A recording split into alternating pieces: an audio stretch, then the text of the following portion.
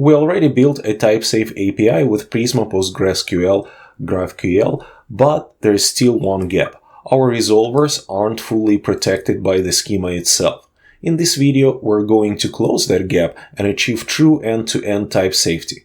Today, we'll use GraphQL Code Generator to automatically generate TypeScript types so mistakes get caught at a compile time and not in production.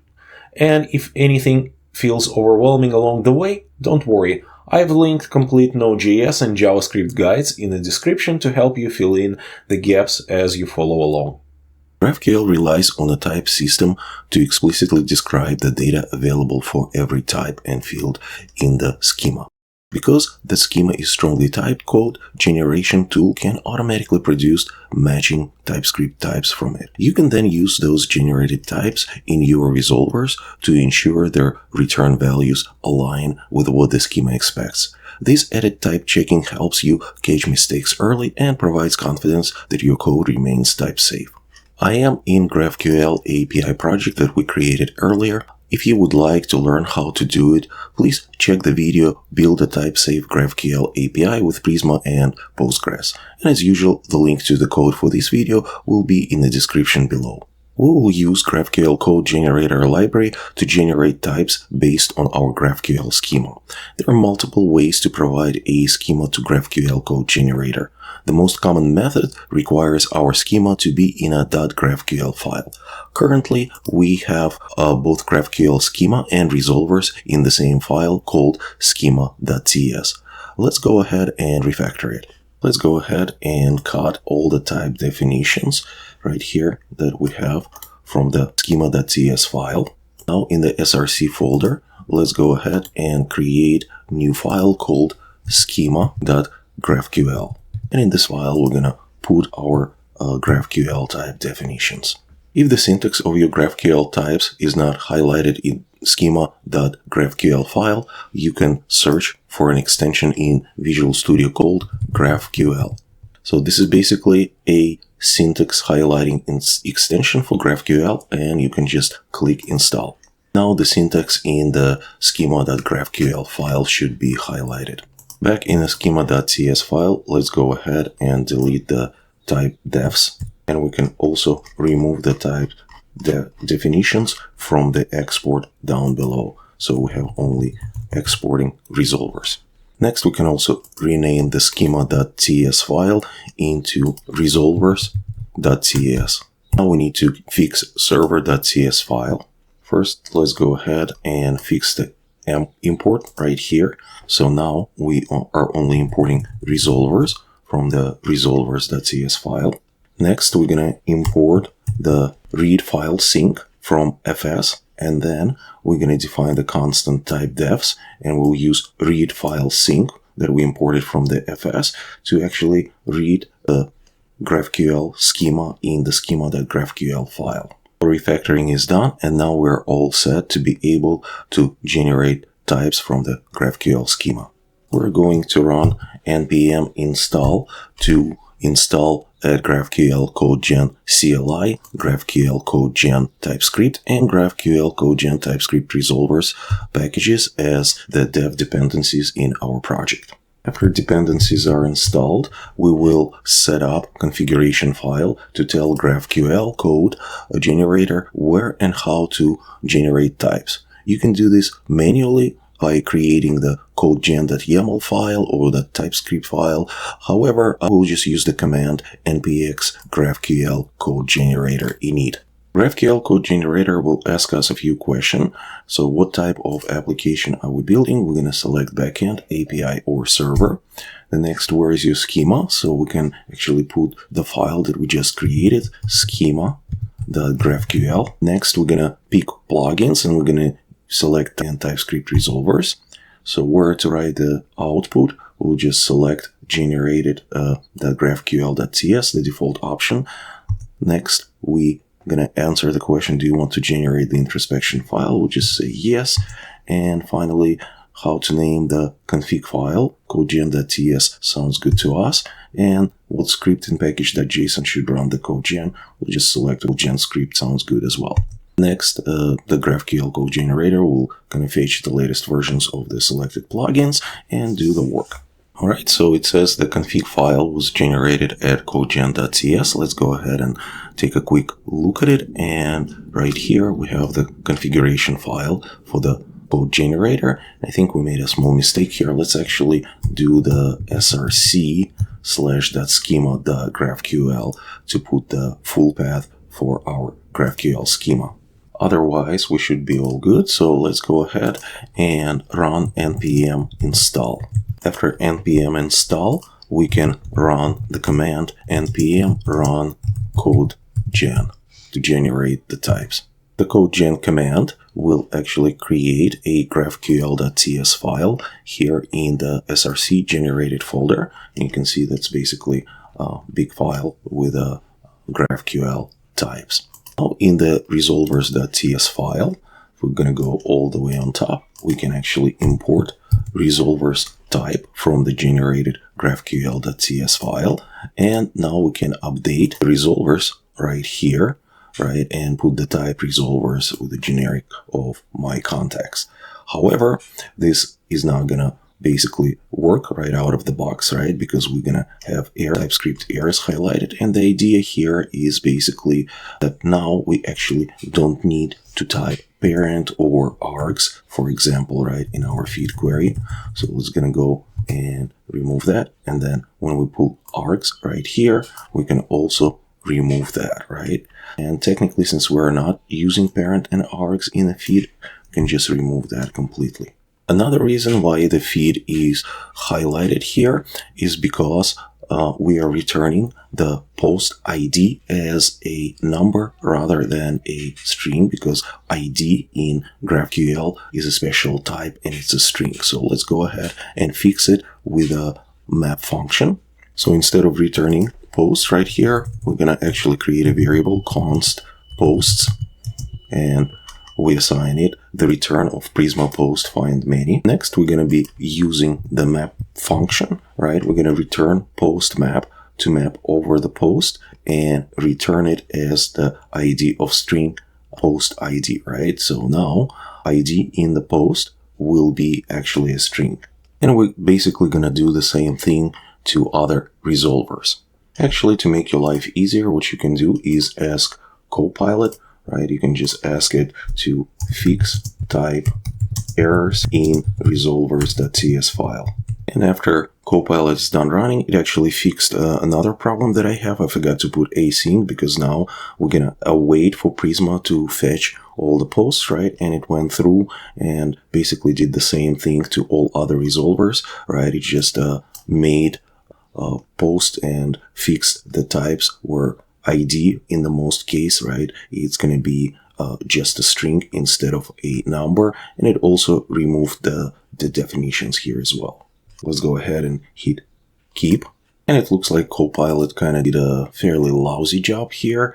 So looks like we'll have to do it ourselves, or you can probably iterate, but to save us some time, let me fix that myself here. You know, like I said, we don't need to define types anymore for our parameters, right? So we can remove the parent types and the arg types. And then again, when we are returning our post, right, in the post resolver, again, we will need to basically specify that the ID is going to be a type of string, in our case, the same way we did right here with the map. However, since we're getting single post, right, we can have our const post, and we can assign the Prisma, and then we can return, right? And here we have this suggestion. So let's take this suggestion. However, we can return post with the ID, casting it to the string, right? And just to save us some time, let me go ahead and quickly update the mutation resolvers. Our resolvers.ts file got fixed, so we don't have any more type errors, and we're good to go. Actually, if you look closely at resolvers, especially the mutation resolver, you may have noticed that we're still typing context value my context, right? We can also configure GraphQL Code Generator to add a type for the context your resolvers share, ensuring that TypeScript warns you if we attempt to use a value that doesn't exist. But before we do this, if you're enjoying this video, please hit the like button and subscribe to our channel for more videos like this.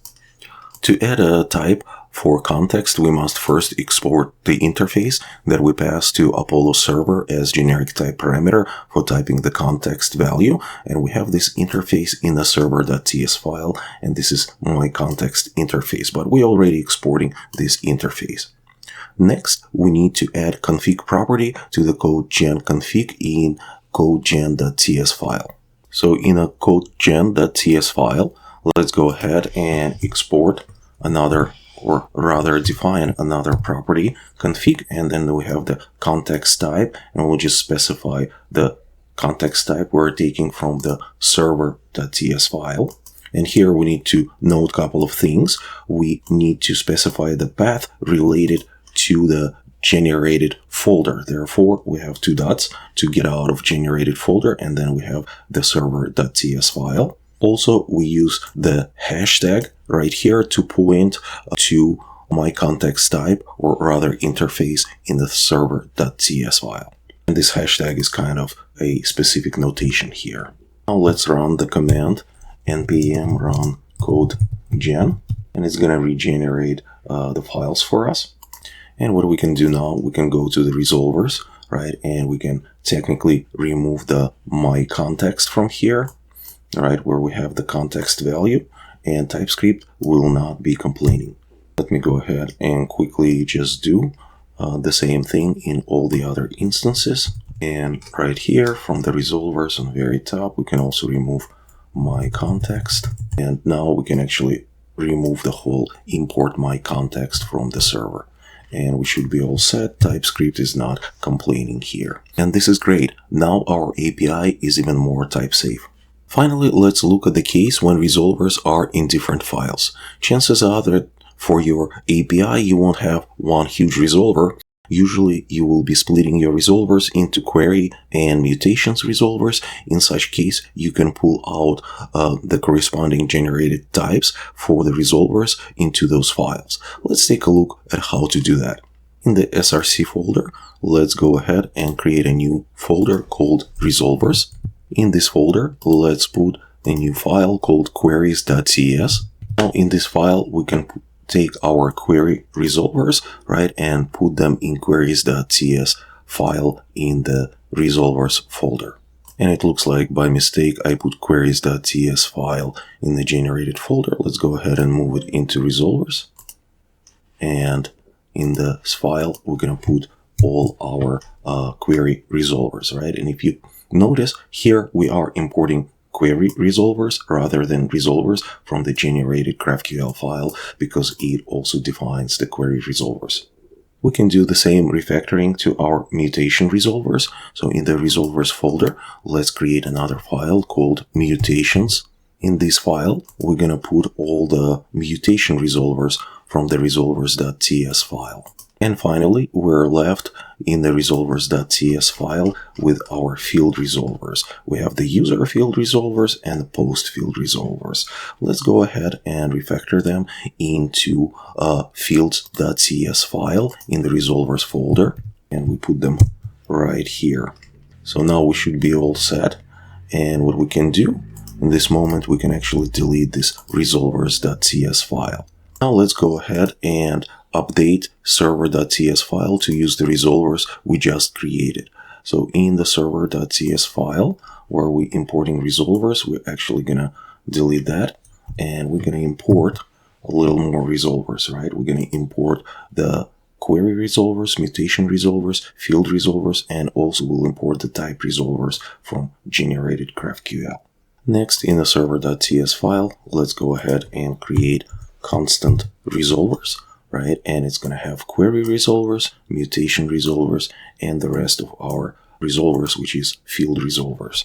We're all set. Let's go ahead and run the server with the command npm run dev to test our work. And we got a message that the server is ready at the local host port 4000/GraphQL. Let's go ahead and visit this URL in the browser. Here we have our GraphQL client running. Let's test it. Let's create a query feed. We're going to have an ID. We're going to have a title. We'll have a published property, and also we can select author property with ID and name. Let's go ahead and run this query. And as you can see, we got our posts with the author ID, and we have also title and whether it's published or not. So the feed query is working. Now let's go ahead and check if the mutation works. So let's go ahead and create a mutation. This mutation can be create draft post, right? We're gonna select arguments, right, that we're gonna have right here, content, title, right? And we're gonna put the title as another post. And in the content, we can put another post content. Also, let's go ahead and select the fields that we want to return, probably ID, whether this post published, title, and the content.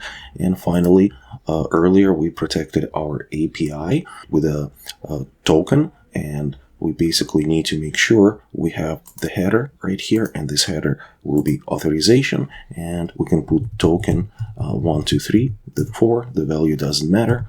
And let's go ahead and hit create draft. And now you can see that the draft is created. We have the post ID, and now it's actually a string, not a number, since we have the types correctly in our GraphQL, and then published, title, and the content. And it looks like our mutations are also working.